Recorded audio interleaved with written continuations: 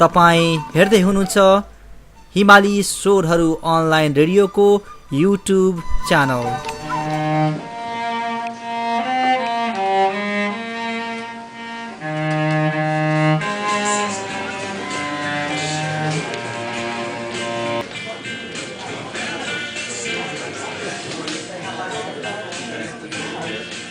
I'm B Austell, and this is a wonderful time and the end of a long road of galleys, one after the other, checking proof, working with an editor. This is the first time I've had the honor of doing that.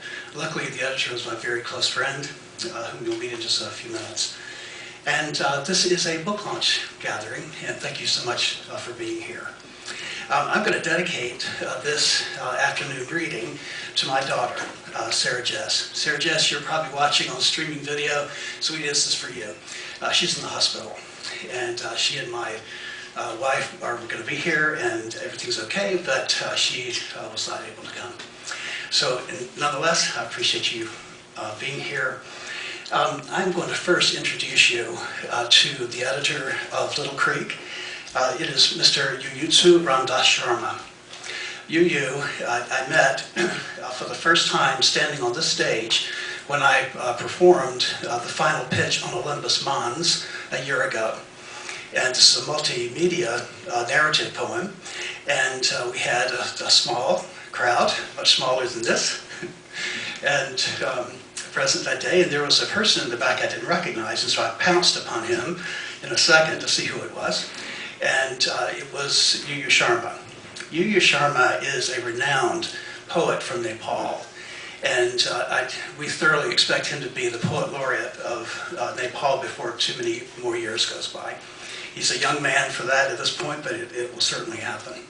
He's very well known in the Indian subcontinent, in Nepal, also in Europe, and beginning to be more well known in the United States. He lectures all over the country. Just finished a week at NYU and will soon go to Berkeley for lectures there. Without further ado, please join me in welcoming Mr. Yuyutsu Sharma.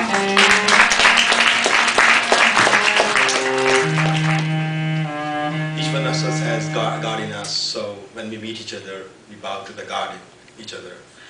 I'm so honored to be here today to present David Austell's first book of poems. It's a long journey, and I am so proud and so happy to have played a little role, whatever I could. I come from a part of the world where oral traditions are very important.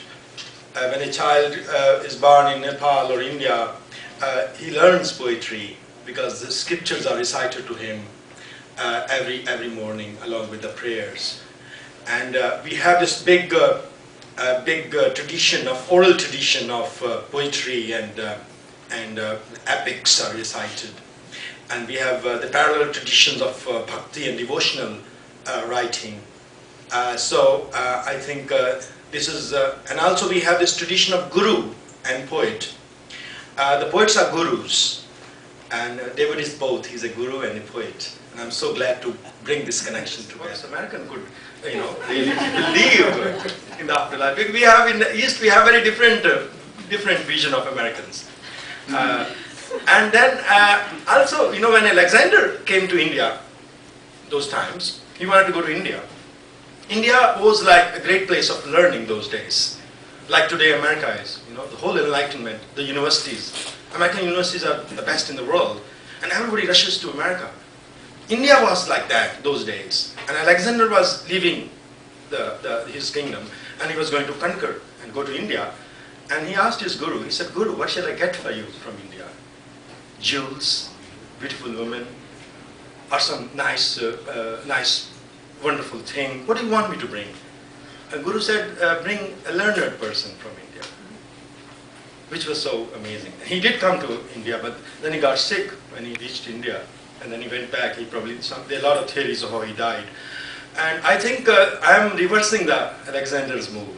I am bringing a learned person from this part of the world to my world. I am bringing a learned person from the poet from America to India again.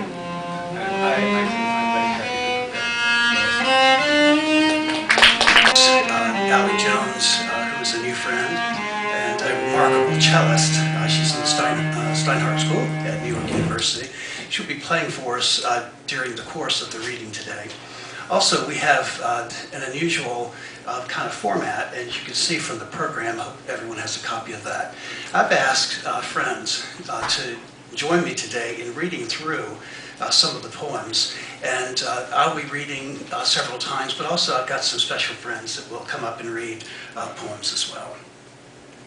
The first thing we're going to do is hear from Ali.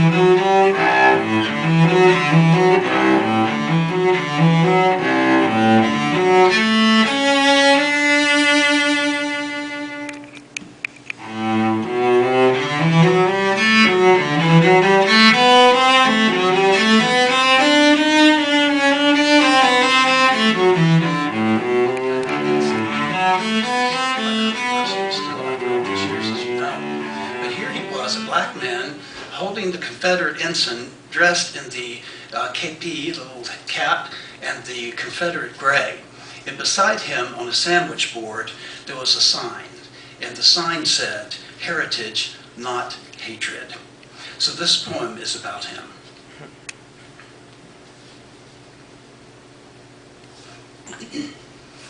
A ghost among ghosts, he wears the gray. Asheville in November is a time-slipping and haunted place with its phantasms of sophistication, its new face of respectability, its arrogant Anglican roots, its deep hill whites slowly eyeing all the newcomers who'd sleep in the clapboard hotels and the big houses framed and built close to town. Some of the settlers once wore the kilt, later seen only on a visiting macaw, or a dark-eyed black watch soaked in ethanol, ruined by the trenches at Ypres, the wire catch. Only the colors in the trees have never been trivialized by immigrants. Hill introducing hill to hill, in all spectra eyes could stand, and all the more pensive for the gray wilt and cold that is coming. Not the patched quilts, or corncob dolls, or black-faced Morris dancers made of light pine with sticks in their backs tapping, or the two-paid Baltimores to buy them, can in the end dispel the dusk pensive touch of past invading present, stumbling into the future, apprehensive. 2. Age taints are slow to forgive, to change, to fade. Some still feed on the collisions of the rich, their gay promenade, with the poor. Even more are insensate from race hatred, virulence, and fear. And they call to hot lamenting remembrance their grand taints at the battles of Gettysburg, Richmond, Wilderness, back when the outsiders came armed from the north. This at a great price of deeper memory lost.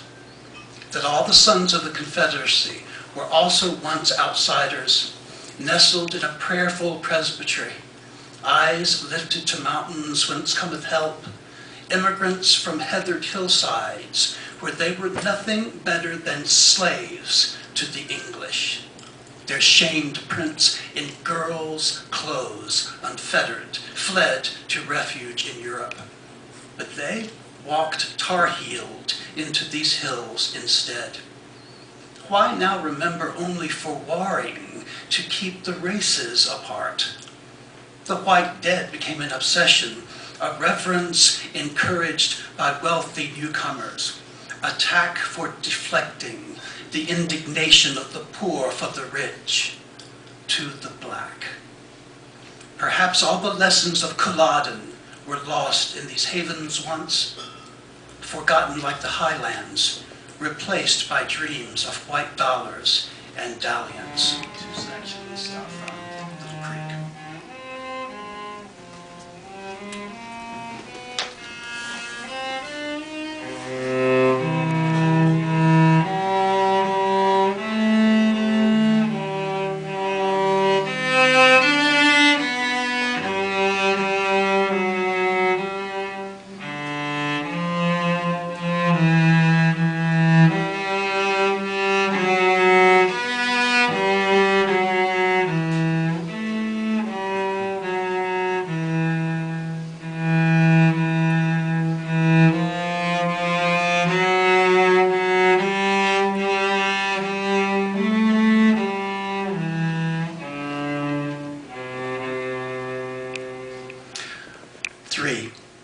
Lesser damned pagans. The lieutenant commander loved my sister when she was young and teaching children in Virginia Beach. And he wanted her, with all the strength of a good Catholic man, host attuned, liturgy etched, faced with the daunting frenzies of pious warriors in all centuries. He knew he would unhesitatingly kill the lesser damned pagans of the North Vietnamese Army and the Navy, the Viet Cong, the NVA, and perhaps be killed by them. So, progeny and family were urgent matters. And if the prolonged caterwauling of coupling, the sailor's birthright, was in the bargain, then all the better still that he loved my sister. This is no doubt the reason that I became his factotum for a while, something that was neither here nor there to me then. Only a few days passed that June before I would do anything for him, and why not? Like many of his men, I would die, childishly, for him. And hero worship, so much the better than any sister could love him. How could I not? When I met him, I was a pale-skinned popsicle eater, a southern boy in the Cold War, stumbling, oblivious. He was the blooded warrior of exotic Long Island.